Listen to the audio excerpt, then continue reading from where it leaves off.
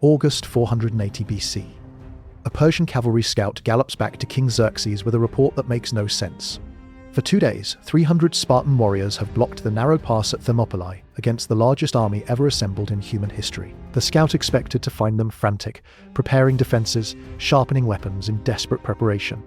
Instead, he found them sitting outside their camp in the morning sun, calmly combing their long hair. Some were performing gymnastic exercises, their oiled bodies gleaming, muscles flexing in practiced routines. They looked like athletes preparing for competition, not soldiers facing annihilation. But here's what makes this absolutely terrifying. They weren't preparing for battle. They were preparing their bodies for burial. These men had already decided to die. They were grooming themselves as corpses, making themselves beautiful for the afterlife, performing the ancient Spartan ritual that signaled complete acceptance of death. When Xerxes heard this report, he summoned a Greek exile to explain what madness he was witnessing. The exile told him, "Spartans always prepare their hair before facing mortal danger. It is their custom when they are about to risk their lives." Xerxes was staring at 300 men who had crossed a psychological threshold that his vast empire could not comprehend. They had chosen death over submission, and that choice made them the most dangerous warriors on earth. Before we dive into one of history's most legendary last stands, if you enjoy learning about the moments that shaped civilization through blood and courage, consider hitting that like button and subscribing for more content like this. And please comment below to let me know where you're listening from. I find it incredible that we're exploring this ancient battle together from different parts of the world, connected across 25 centuries by our shared fascination with human courage at its absolute extreme. Here's what you need to understand about the world in 480 BC. The Persian Empire under Xerxes I was the largest political entity in human history up to that point. Stretching from Egypt to India, from the Caucasus to the Indian Ocean, Xerxes commanded resources that boggled the Greek imagination. Gold beyond counting, armies drawn from dozens of nations, fleets that covered the sea like a moving forest. Ancient Greek sources claimed his invasion force numbered in the millions, with Herodotus suggesting over 2 million soldiers and support personnel. Modern scholars are more conservative, estimating between 120,000 and 300,000 troops, but even these reduced numbers represent a force unprecedented in scale and ambition. This wasn't just an army. This was an empire in motion, a migration of nations bent on conquest. Greece, by contrast, was a collection of fractured city-states who spent more time fighting each other than cooperating on anything. Athens and Sparta had fundamentally different political systems. Athenian democracy versus Spartan militarized oligarchy, and deeply mistrusted one another. Corinth, Thebes, Argos, Megara, dozens of other cities each guarded their independence jealously. The idea of unified Greek resistance was nearly laughable, yet Xerxes' father Darius had learned a painful lesson 10 years earlier at Marathon, where outnumbered Athenian hoplites shattered a Persian invasion force through superior tactics and bronze-armored fury. That defeat humiliated the Persian Empire. Xerxes inherited not just his father's throne, but his obsession with Greek subjugation. This invasion was about more than territory. It was about vindicating imperial honor, about proving that no force on earth could resist Persian power. For 4 years, Xerxes prepared. He assembled armies from across his empire: Persians, Medes, Egyptians, Phoenicians, Indians, Ethiopians, dozens of ethnic contingents, each with their own weapons and fighting styles. He commissioned a bridge of boats across the Hellespont, lashing together hundreds of ships to create a floating roadway wide enough for his army to cross from Asia into Europe. When storms destroyed the first bridge, Xerxes reportedly ordered the sea whipped 300 times for its disobedience and had the engineers beheaded. A second bridge was built. It held. He ordered a canal cut through the Athos Peninsula to avoid the storms that had destroyed his father's fleet. The scale of preparation was staggering, the resources devoted to this invasion incalculable, and in the spring of 480 BC this vast host began its march into Greece. The Greek response was chaotic and inadequate. Various city-states sent delegations to a pan-Hellenic Congress at Corinth, where they argued about strategy and suspected each other's motives. Athens, with its powerful new fleet, pushed for a naval strategy. Sparta, with its legendary infantry, preferred a land defense. The compromise was to fight on both fronts, hold the Persians at a narrow mountain pass called Thermopylae, while the Greek fleet engaged the Persian navy at nearby Artemisium. If the pass fell, the Persian army would flood into central Greece before the southern cities could mobilize. If the fleet failed, Persian ships would sail around and land troops behind any defensive line. Both battles had to succeed. Neither could afford failure. But here's the problem. Sparta's religious calendar prevented full mobilization in August. The Olympic Games were underway, and a sacred festival called the Carneia forbade military campaigns during its observance. Spartan law was inflexible on this point.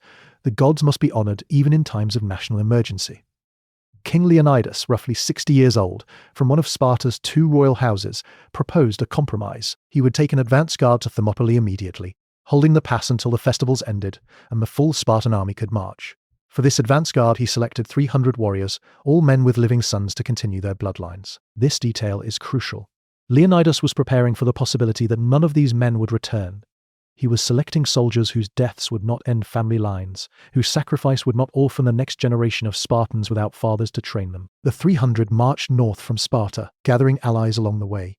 At Thermopylae, Leonidas commanded not 300, but approximately 7,000 Greeks, 300 Spartans, yes, but also 700 from the small city of Thespiae, 400 Thebans with contingents from Mantinea, Tegea, Corinth, Phocis, Locris, and other cities. Each contingent brought its own weapons, its own commanders, its own motivations for standing against Persia. Some came for glory. Some came because their cities would be destroyed if the pass fell. Some came because saying no to Sparta was dangerous. But they came. 7,000 Greeks positioned themselves at a place where geography would matter more than numbers. Thermopylae. The Hot Gates. Named for the sulfur springs that bubbled from the mountainside, their waters flowing warm even in winter, their smell hanging in the air like the breath of the underworld. The pass in 480 BC was only about 15 meters wide at its narrowest point, roughly the width of a modern two-lane road. On one side, steep cliffs rose towards Mount Kallidromos. On the other side, the sea pressed close against rocky shoreline. An army of hundreds of thousands would have to funnel through this bottleneck in formations narrow enough that Greek heavy infantry could meet them on equal terms. Here, Persian numerical superiority evaporated. Here, the quality of soldiers and equipment mattered more than quantity. Here, Greek hoplites in bronze armor with 8-foot spears and overlapping shields could face Persian infantry with lighter armor and shorter weapons. Here, the Persians would drown in Greek bronze. When Xerxes arrived with his vast host, he waited 4 days. Ancient sources suggest he expected the Greeks to flee at the sight of his army, that the sheer visual spectacle of hundreds of thousands of troops stretching to the horizon would break Greek morale. He sent scouts to observe the Greek camp. They reported back that some of the Greeks were exercising naked, combing their long hair. Xerxes laughed. He consulted with Demaratus, an exiled Spartan king who had fled to Persia and now served as advisor. Demaratus warned him, "These are Spartans. They are preparing to fight to the death. They comb their hair when they face mortal danger. It is their custom." Xerxes could not comprehend this. In his empire, subjects bowed before the King of Kings, prostrating themselves in the dust. Resistance meant execution, submission meant survival. The idea that free men would choose death over obedience violated every principle of imperial authority. He sent a herald to Leonidas with a simple demand: surrender your weapons. Leonidas's response has echoed through 25 centuries. 2 words in Greek, molon labe. Come and take them. The morning of the first day, August 4080 BC, Xerxes sends waves of Median and Scythian troops into the pass. These are good soldiers, veterans of Persian conquests across Asia. Men who have fought in a dozen campaigns. They advance in loose formation, confident in their numbers, certain that the thin line of Greeks will shatter under the weight of their assault. They hit the Greek phalanx like ocean waves hitting a bronze cliff. The phalanx is not a mere formation. It is a technological and tactical system perfected over generations of Greek warfare. Each hoplite carries a large round shield called an aspis, roughly 3 feet in diameter, made of wood and faced with bronze, weighing about 15 pounds. The left side of each shield overlaps with the right side of the soldier next to him, creating a wall of bronze. 8-foot spears project through the gaps, their iron tips seeking Persian flesh. The men in the front rank hold their spears overhand, striking downward over the shield wall. The men in the second and third ranks hold spears underhand, thrusting forward between the shields. Behind them, ranks of soldiers push forward, adding their weight to the formation's momentum. The technical Greek term is othismos. The push. It's essentially a rugby scrum of death, where mass and cohesion matter more than individual skill. The Persians surge forward with courage and fury. They die in their hundreds. Their lighter armor, linen cuirasses and wicker shields, cannot stop Greek bronze spears. Their shorter weapons, 6-foot spears and swords, cannot reach Greek flesh protected by overlapping shields and bronze breastplates. The narrowness of the pass prevents them from using their advantage in numbers. Only a few dozen men can engage the Greek line at any moment. Behind them, thousands more wait uselessly, unable to join the fight, pressed forward by the mass of troops behind them, creating a traffic jam of death where the front ranks are pushed onto Greek spears, whether they want to advance or not. The ground becomes slick with blood. Bodies pile in the narrow space. Men stumble over corpses, lose their footing, and are trampled by their own comrades or stabbed by Greek spears. Contemporary estimates suggest thousands of Persians die on the first day, Greek casualties are minimal. At nightfall, the Persians withdraw. Xerxes has learned nothing except that frontal assault is suicide. The second day, Xerxes commits his immortals. These are the elite of the Persian Empire. 10,000 strong, so named because their unit always maintains exactly 10,000 men through immediate replacement of casualties. These are veterans, professionals, men who have crushed rebellions and conquered kingdoms. They wear scale armor and carry better weapons than the levies thrown away the previous day. They are disciplined, experienced, deadly.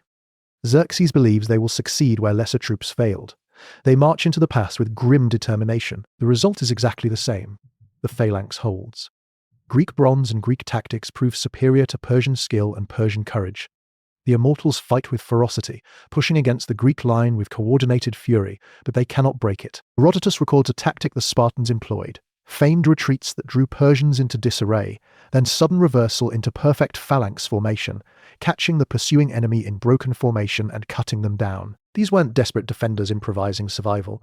These were professionals executing practiced maneuvers, soldiers whose entire lives had been spent training for exactly this kind of combat. The immortals withdraw at nightfall, having failed to achieve anything except adding their dead to the carpet of Persian corpses paving the pass. That night, a local Greek named Ephialtes approaches Xerxes' tent. He is a Malian from the region around Thermopylae, and he knows the mountain paths. For promised wealth, he reveals the existence of the Anapeia Path, a narrow mountain trail that winds through the hills around Mount Kallidromos, emerging behind the Greek position. It's not a secret to the Greeks. They've posted 1,000 Phocian soldiers to guard it, but it's not well known to outsiders, and in darkness, a force could navigate it with a local guide. Xerxes dispatches his immortals under cover of night. They begin the ascent in silence, their footfalls muffled, their armor wrapped to prevent noise. Phocian guards, posted on the heights, hear them in the pre-dawn darkness, the rustling of thousands of feet through fallen leaves, the sound of an army moving through forest. But the Phocians panic. Instead of holding their position and fighting to give warning, they retreat to higher ground. The immortals bypass them and continue their march. The Greek position at Thermopylae is doomed. Dawn of the third day. A runner arrives at the Greek camp with the news. The Persians have flanked them. The mountain path is compromised. Within hours, thousands of Persian troops will emerge behind their position, while the main army attacks from the front. They will be surrounded, trapped, annihilated. The allied Greek commanders convene an emergency council. The debate is fierce. Some argue for immediate retreat. The position is lost. They must fall back to defend the next line. Others argue for standing. Someone must delay the Persians, buy time for the cities of central Greece to evacuate. Leonidas makes the decision. He dismisses most of the allied contingents, sending them south to fight another day. Historians debate whether they fled in panic or were deliberately saved by Leonidas to preserve Greek forces for future battles. What is certain is this: the 300 Spartans remain. The 700 Thespians refuse to leave, declaring they will stand with Sparta. Approximately 400 Thebans stay, though sources debate whether by choice or compulsion. Just over 1,000 men remain to face the entire Persian army, knowing they will die before noon. They don't wait in the narrow pass. Leonidas leads his men forward into the wider area beyond the fortification wall, where they have more room to maneuver before being surrounded. This is tactically brilliant and psychologically devastating. They're not cowering behind walls waiting for death. They're advancing to meet it. The Persians, emboldened by their flanking maneuver and shocked by this suicidal aggression, surge forward. The Greeks fight with an intensity born of certain doom. They fight with spears until the spears shatter. They fight with swords until the swords break. Herodotus records that they fought with hands and teeth, that men wrestled in the dirt, choking enemies with bare hands, biting throats, gouging eyes. This is not the clean combat of martial legend. This is desperate, savage, bestial violence, the final explosion of men who have abandoned all hope of survival and embraced only the desire to kill as many enemies as possible before they die. Leonidas falls surrounded by Persian elite guards, dozens of enemies converging on the Spartan king. Twice the remaining Greeks fight their way forward and retrieve his body. Twice the Persians counterattack and retake it. 4 times the battle surges back and forth over Leonidas' corpse. Spartans and Thespians fighting with insane courage to prevent the enemy from desecrating their commander's body. Persians equally determined to claim the symbolic victory of possessing the enemy leader's remains. This fighting is among the most savage of the entire battle, a concentrated fury over one dead man. Eventually the Persians prevail, capturing Leonidas' body. Xerxes, in a rage at being humiliated by this resistance, orders Leonidas beheaded and crucified, a violation of Greek custom regarding the honored dead, a desecration that reveals how deeply this battle has wounded Persian pride. The surviving Greeks, now perhaps a few hundred, retreat to a small hill within the pass, forming a final defensive circle. The Persians have learned the cost of engaging Greek infantry in close combat. They refuse to approach. They stand back at safe distance and begin firing arrows. Volley after volley, thousands of arrows arcing through the morning air. Herodotus records that when the battle began, a local warned the Spartans that Persian arrows were so numerous they would blot out the sun. Dionysus, a Spartan warrior, supposedly replied, "Good, then we shall fight in the shade." Now that prophecy becomes reality. The sky darkens with arrows. The Greeks huddle behind their shields, knowing this is the end. Arrows find gaps in armor, pierce bronze, sink into flesh. Men fall slowly, one by one, until none are left standing. The last defenders of Thermopylae die not in glorious combat, but beneath a storm of distant death, killed by enemies who fear to approach them even in their final moments. The silence that follows is profound. 3 days of screaming combat end in stillness. The pass is carpeted with Persian dead. Estimates suggest 20,000 casualties, though ancient numbers are always suspect. Greek losses total between 2,000 and 4,000. The strategic objective has been achieved. Thermopylae held for 3 days, buying critical time for the Greek fleet and for southern cities to prepare defences. But the cost is absolute. The 300 Spartans are dead, the 700 Thespians are dead, the defenders who stayed are annihilated. Xerxes continues his advance. His army marches south, burning and plundering. They reach Athens and find it evacuated. Its population fled to Salamis in the Peloponnese. Xerxes orders the city burned. The Acropolis, the temples, the homes, all are put to the torch.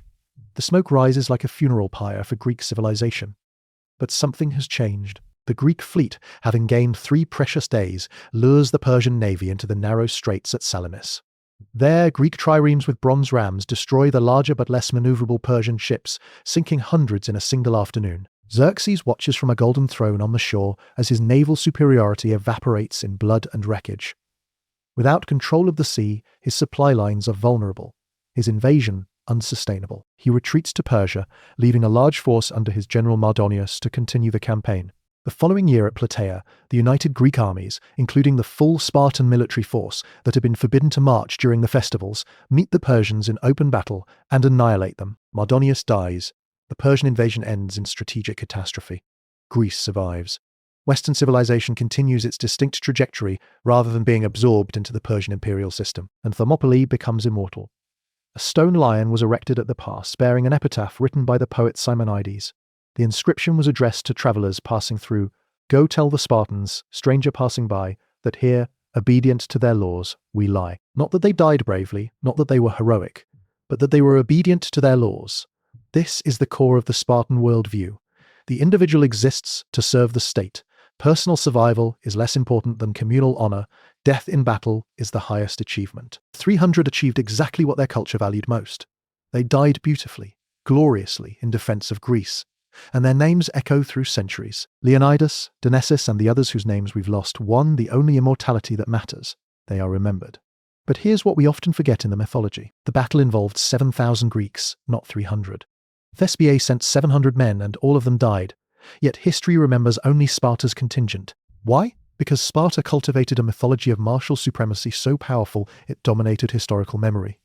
The Thespians were equally courageous, equally willing to die, but they lacked Sparta's propaganda machine. This is how history works, not through objective recording of facts, but through the stories cultures choose to tell themselves. The legend of the 300 serves a purpose beyond historical accuracy. It provides a narrative of courage against impossible odds, of free men choosing death over submission, of small forces defeating larger ones through superior virtue. Whether fully accurate or not, the story carries truth about human nature and the power of principled resistance. Think about the choice Leonidas made. He was 60 years old, a king with decades of experience, a man who understood strategy and politics.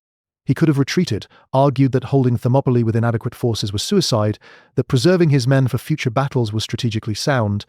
Sparta would have accepted this logic. Instead, he stayed. He sent most of the allied forces away but kept his 300 Spartans, knowing they would die, knowing their deaths would buy days, not weeks, knowing the pass would eventually fall. Why? Because someone had to delay the Persians. And Spartan culture demanded that when the state required sacrifice, Spartans provided it without complaint or calculation of personal cost. This is not blind obedience. This is a philosophical commitment to communal survival over individual life, to the principle that societies endure only when individuals are willing to die for them. The Persians couldn't comprehend this. In their empire, subjects obeyed because the alternative was death. Fear motivated compliance. The idea that free men would choose death over submission violated every principle of imperial authority. When the scout reported Greeks combing their hair, Xerxes saw madness. What he was actually seeing was the fundamental difference between his civilization and theirs. Persia offered the peace of universal empire, the stability of divine kingship, the prosperity that came from integration into a vast economic system. Greece offered something more dangerous and more precious, the freedom to govern themselves, to make their own laws, to live as autonomous communities, even if it meant living in constant conflict and occasional existential danger. At Thermopylae, these two worldviews collided, and for 3 days Greek freedom held against Persian order. The tactical lessons are equally important. Geography determined the battle's outcome as much as courage. Without the narrow pass, Greek heavy infantry would have been outflanked, surrounded and destroyed by Persian cavalry and lighter troops with superior mobility. The phalanx was devastating in confined spaces but vulnerable in open terrain. Leonidas understood this. He chose the ground carefully, positioning his forces where Persian advantages evaporated and Greek strengths were magnified. This is the art of strategy. Understanding not just your own capabilities, but the environment in which you'll employ them, creating conditions where your strengths matter more than the enemy's advantages. The betrayal by Ephialtes reveals another truth. Locals always know the terrain better than invaders, and wealth can buy information. The Anapeia path wasn't secret, but it wasn't widely known to outsiders. One Greek with local knowledge and willingness to betray his people for Persian gold undid 3 days of heroic resistance. This pattern repeats throughout military history. The importance of intelligence, the vulnerability created by local collaboration with invaders, the way battles are won and lost through information as much as combat. If Ephialtes hadn't revealed the path, how much longer could Thermopylae have held? Days? Weeks? Would the Persians have eventually discovered it on their own, or would they have been forced to attempt an amphibious landing behind Greek lines, risking their fleet in a maneuver that might have ended in disaster? The treatment of Leonidas's body, beheading and crucifixion, was a propaganda disaster for Xerxes. Greek culture revered proper burial rites, believing the soul could not rest without them. By desecrating Leonidas's corpse, Xerxes proved Greek propaganda correct. Persians were barbarians who violated sacred customs.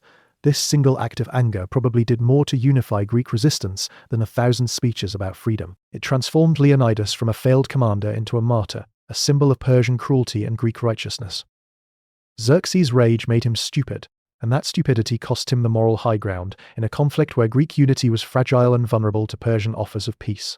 2.5 millennia later, Thermopylae remains the foundational myth of Western military culture. Every last stand references it. Every story of soldiers outnumbered but unbowed echoes it. The Alamo, Cameroon, Rorke's Drift, Bastogne, all these battles carry the genetic memory of Thermopylae. The idea that small forces can hold against larger ones through superior courage, discipline, and commitment to principle. Whether this mythology is healthy or dangerous is debatable. It certainly inspired genuine heroism. It also inspired suicidal stubbornness. Commanders who sacrificed troops needlessly to achieve glory, politicians who sent young men to die for symbolic victories that meant nothing strategically. The line between heroic sacrifice and wasteful death is thinner than we like to admit. But here's what makes Thermopylae different from mere military disaster. 300 didn't die in vain. Their deaths weren't meaningless gestures. They bought 3 days that allowed the Greek fleet to position at Salamis, that allowed Athens to evacuate, that allowed the Peloponnesian cities to mobilize. Without those 3 days, the naval battle might have been fought under less favorable conditions. Without that naval victory, the land battle at Plataea might never have occurred. The sacrifice was strategic, not just symbolic.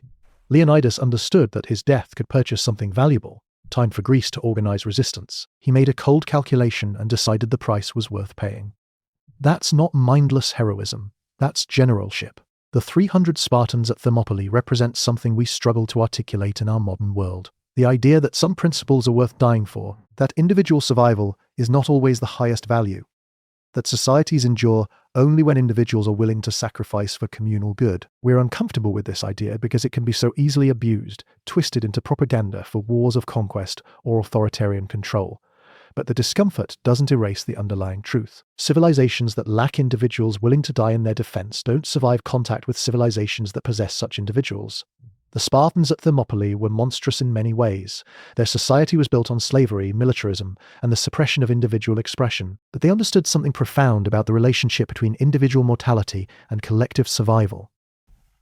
When you walk through the pass today, it looks nothing like it did in 480 BC. 25 centuries of sediment deposition have pushed the coastline miles away from the mountains. The narrow 15-meter choke point is now a wide plain. The sea is distant, the hot springs still flow, but the landscape has transformed. Yet the stone markers remain, reminding travelers that here, in this place, 1,000 men chose death over submission. They didn't win, they didn't survive, but they achieved something more valuable than victory or survival. They purchased time. They inspired their civilization, and they demonstrated that free men facing certain death could fight with a ferocity that empires built on submission could not match. Go tell the Spartans, stranger passing by, that here, obedient to their laws, we lie. Not a boast, not a lament, just a statement of fact. They did what their culture demanded. They died where they stood.